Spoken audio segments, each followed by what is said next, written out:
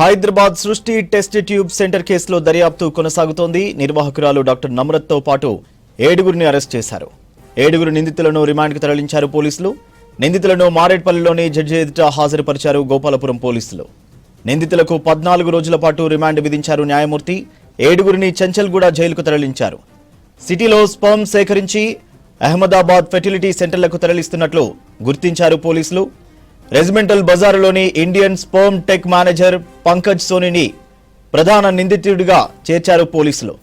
కొంతకాలంగా Indians sperm సంస్థకు సృష్టి టెస్ట్ ట్యూబ్ సెంటర్కు సంబంధాలు ఉన్నట్టు గుర్తించారు. పంకజ్, సంపత్, శ్రీను, జితేందర్, శివ, మణికంఠ, బోరోలను అరెస్ట్ చేశారు పోలీసులు. ఈ కేసులో నమ్రత్తో పాటు 2 ల్యాబ్ టెక్నీషియన్లను గాంధీ హాస్పిటల్కు తరలించారు. గాంధీలో 2 ల్యాబ్ టెక్నీషియన్లు సహా మరో 7గురికి మెడికల్ టెస్టులు పూర్తి చేశారు.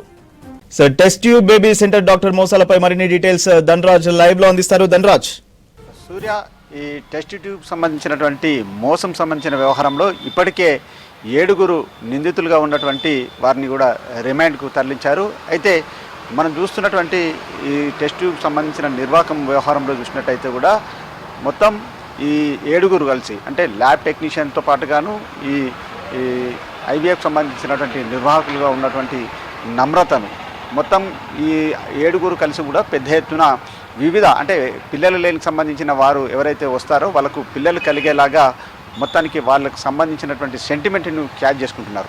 ఈ సృష్టికి సంబంధించినటువంటి ఐవీఎఫ్ టెస్ట్ ట్యూబ్ సంబంధించినటువంటి ఈ సెంటర్ చూసినట్టయితే ప్రధానంగా హైదరాబాద్లో ఉంది. మరోవైపున చూసినట్టయితే వైజాగ్, విజయవాడకు సంబంధించినటువంటి కేంద్రాలుగా ఇది పనిచేస్తూ ఉంది. అయితే ఇక్కడికి వచ్చేటువంటి దంపతులు చూసినట్టయితే రాజస్థాన్కి చెందినటువంటి జంట కూడా తమకు పిల్లలు లేరు. ఆ పిల్లలకు సంబంధించిన వ్యవహారంలో ఐవీఎఫ్ ద్వారా ఆ టెస్ట్ ట్యూబ్ ద్వారా కూడా తమకు పిల్లలు కలిగేలాగా కూడా వారిని డాక్టర్ నమ్రతను సంప్రదించడం జరిగింది. ఆ తర్వాత వాళ్ళ దగ్గరికి వెళ్ళినటువంటి ఆ జంటలకు ఏదైతే టెస్ట్ ట్యూబ్ ద్వారా కాకుండా సరోగస్కి సంబంధించినటువంటి టెస్ట్ ద్వారా కూడా వాళ్ళకు పిల్లలు కలిగేలాగా చేశారు. దానికి సంబంధించినటువంటి 30 లక్షలకు సంబంధించినటువంటి ఒప్పందం చేసుకున్నారు. దానికి ట్రాన్సాక్షన్స్ అన్నీ కూడా పూర్తిగా ఫార్మాలిటీలన్నింటినీ కంప్లీట్ చేశారు. ఆ తర్వాత చూసినట్టయితే వారికి కలిగినటువంటి సంతానంలో ఆ బాబు జన్మించడం జరిగింది. ఆ తర్వాత ఆ పిల్లలు సంబంధించినటువంటి ఆ బాబును తీసుకున్న తర్వాత 2 ఏళ్ల తర్వాత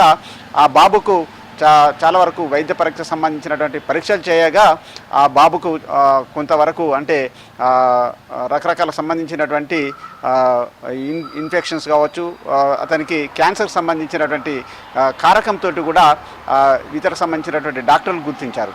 ఈ విషయం తెలుసుకున్నటువంటి ఆ దంపతులు ఎవరికి కూడా అంటే భార్యకు కానీ భర్తకు కానీ ఇద్దరికి కూడా ఎలాంటి ఇది క్యాన్సర్ సంబంధించినటువంటి కారకం కూడా ఎక్కడ లేదు.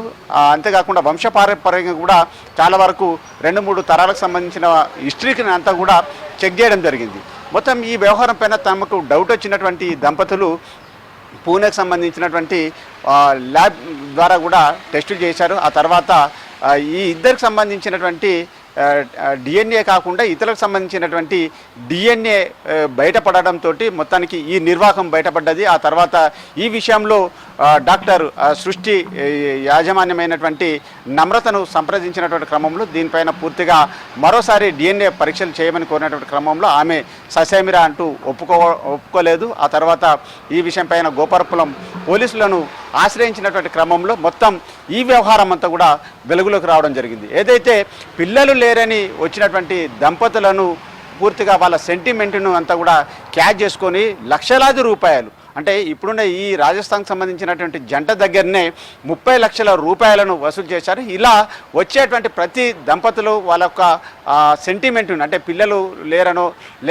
చాలా ఏళ్ళుగా వాళ్ళకు పిల్లలు కలగాలనే విషయంలో ఇలా సృష్టి ఐవీఎఫ్ సంబంధించినటువంటి టెస్ట్ ట్యూబ్ సెంటర్లను ఆశ్రయించినటువంటి క్రమంలో మొత్తానికి వాళ్ళ సెంటిమెంట్ను పెద్ద ఎత్తున లక్షలాది రూపాయలను దండుకొని ఆ తర్వాత మోసపూరితంగా ఇతరకు సంబంధించినటువంటి స్పెర్మ్ ద్వారా కూడా వీళ్ళకు బిడ్డలు కలిగేలాగా కూడా వైద్య చికిత్స అందించినటువంటి ఈ క్రమంలో ఇలాంటి మోసాలు వెలుగు చూశాయి. దీనికి సంబంధించినటువంటి వ్యవహారం అంతా కూడా ఇటు నార్త్ జోన్ సంబంధించినటువంటి డీసీపీ రష్మీ పెరుమాల్ ఆధ్వర్యంలో గోపాలపురం పోలీసులు దర్యాప్తు చేసినటువంటి క్రమంలో చాలా వరకు పలు రకాల విషయాలు కూడా వెలుగులోకి రావడం జరిగింది.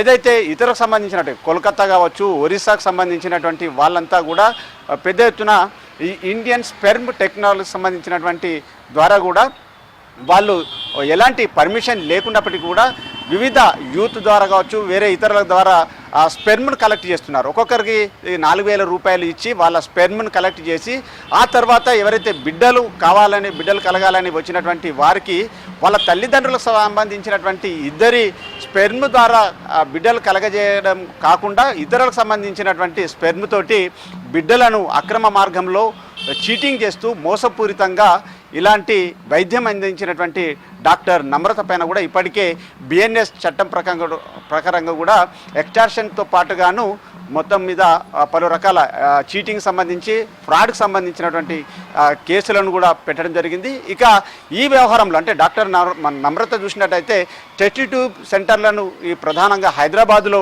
నడుపుతున్నటువంటి వ్యవహారంలో చూసినట్టయితే ఈమె హిస్టరీ చూసినట్టయితే 2018, 2022లో కూడా ఇలాంటికి సంబంధించినటువంటి కేసులునే ఆమె పైన పలు ఆరోపణలు ఉన్నాయి. పలు రకాల పోలీస్ స్టేషన్లు ఉంటాయి. ఓవైపున కేపీహెచ్కి సంబంధించిన పోలీస్ స్టేషన్లు కావచ్చు, మరోవైపున ఇప్పుడు గోపాలపురం పోలీస్ స్టేషన్లోనే గతంలోనే క్రిమినల్ కేసులు నమోదయ్యాయి. ఇప్పుడు నడుపుతున్నటువంటి ఈ సృష్టి టెస్ట్ ట్యూబ్ సెంటర్ పైన కూడా చాలా వరకు దీనికి లైసెన్స్ అనేది కూడా చాలా వరకు 2023 వరకే ఉంది, దాన్ని రెన్యువల్ లేదు.